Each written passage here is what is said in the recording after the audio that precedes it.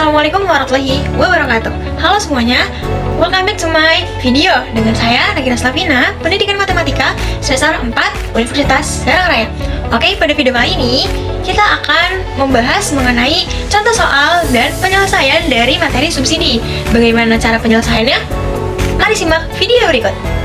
Nah teman-teman, jadi subsidi ini dia memiliki prinsip dimana ketika ada subsidi maka harga barang turun. Nah ketika harga turun maka jumlah barang akan naik. Nah di sini ada contoh soal. Ini ada persamaan PD yang mana P merupakan harga, Q adalah jumlah barang, dan D atau demand adalah permintaan. Nah fungsi permintaan suatu barang adalah PD dikurang 2Q, fungsi penawarannya adalah Q min 5. Nah yang dicari itu keseimbangan pasar sebelum dan sesudah subsidi, dan kemudian berapa subsidi per unit dan total subsidi yang disarankan oleh pemerintah, konsumen, dan produsen. Nah teman-teman, jadi yang kita cari pertama kali adalah keseimbangan pasar sebelum subsidi. Berarti penyelesaiannya PD sama dengan PS, masih pakai yang ini ya teman-teman, yang belum subsidi. 40 dikurang 2Q sama dengan PS, yang mana PS itu dari soal adalah Q sama dengan 5. Kita cari yang sejajar atau kita cari yang sejenis teman-teman. Nah 40 cari yang tidak ada Q, berarti ya yang tidak ada Q min 5. Nah min 5 ini pindah posisi ke sebelah sama dengan ya teman-teman ya. Ingat, ketika berpindah ruas atau berpindah tempat maka dia akan berubah menjadi positif. Nah min 5 ini akan menjadi positif 5. Kemudian Q semua kita kumpulkan di sebelah sini, di sebelah kanan. Nah min 2Q dipindahkan ke sini sehingga menjadi positif 2Q karena pindah ruas. 40 ditambah 5 sama dengan Q tambah 2Q. 45 sama dengan 3Q. Nah kita pindah lagi teman-teman, Q sama dengan 45 per 3, yang mana pembagian tersebut berjumlah 15. Nah lalu kita masukkan nih teman-teman ke dalam rumus. Ketika yang dicari P, maka PD sama dengan 40 min 2Q. P sama dengan 40 dikurang 2 kali 15. P sama dengan 40 dikurang 30. Maka yang didapat oleh P tersebut adalah 10. Di sini kita dapat P sama dengan 10, Q sama dengan 15. Nah, ketika kita sudah menemukan sebelum disubsidi, kita lakukan setelah subsidi. Nah, ininya masih sama, PD sama dengan PS.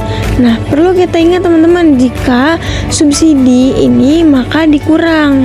Nah, PD sama dengan PS dikurang subsidi.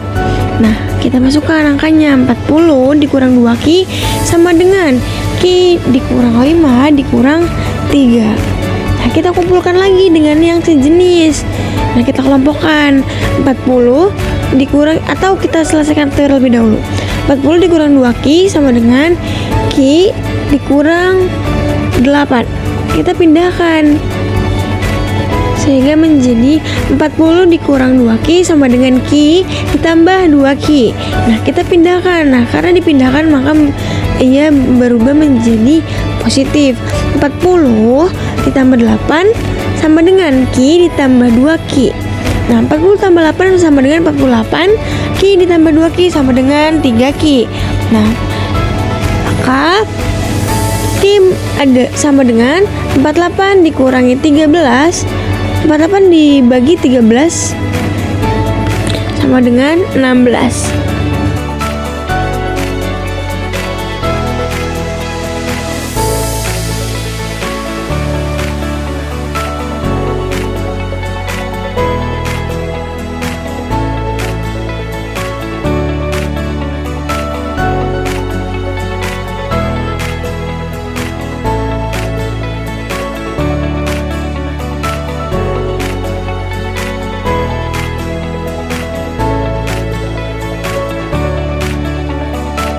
bisa kita lihat perbedaannya sebelum subsidi harganya 10 dan jumlah permintaannya ini barangnya 15. Nah, ketika sudah disubsidi harganya 8 dan barangnya jadi naik dari 15 menjadi 16.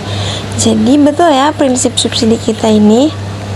Oke, kita lihat pada nomor 2 tadi, kita akan melihat berapa subsidi per unit dan total subsidi yang dirasakan oleh pemerintah, konsumen, dan produsen.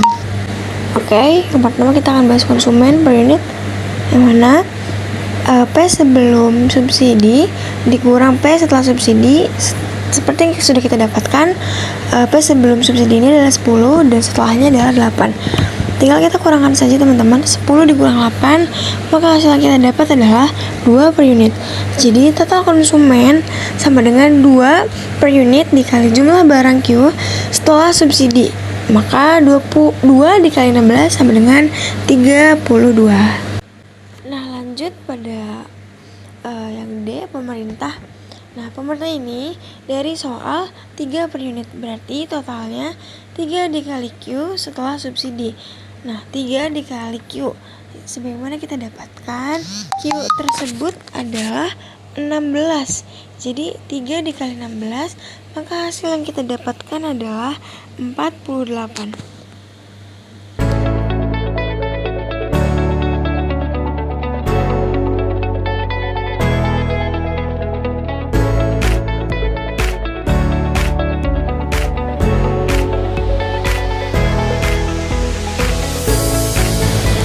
Nah, kemudian yang terakhir yaitu produsen. Produsen sama dengan pemerintah dikurang konsumen. Sebagaimana yang sudah kita dapatkan, pemerintah ini sama dengan 48 dikurangi jumlah konsumen, yaitu 32.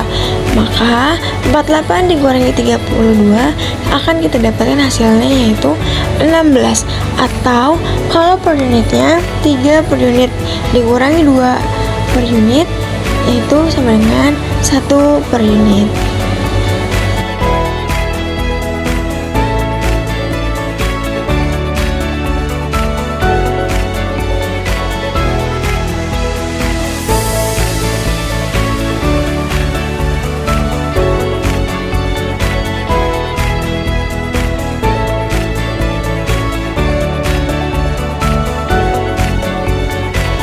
Itulah tadi penyelesaian dari contoh soal subsidi.